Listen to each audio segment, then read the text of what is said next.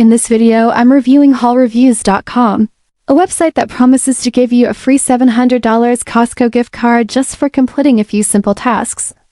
I first came across a video on Instagram where someone claimed it worked for them, so I thought, why not give it a try and see if it's legit? I followed all the steps outlined on the website, which seemed straightforward enough at first.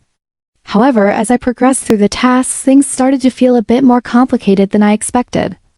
After completing some surveys and signing up for a few offers, I received several confirmation emails, but no gift card.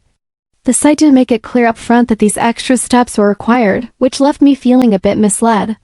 While I wouldn't go as far as calling it a scam, I definitely didn't get the $700 gift card that was promised. The experience wasn't exactly a waste of time, but it certainly wasn't what I anticipated.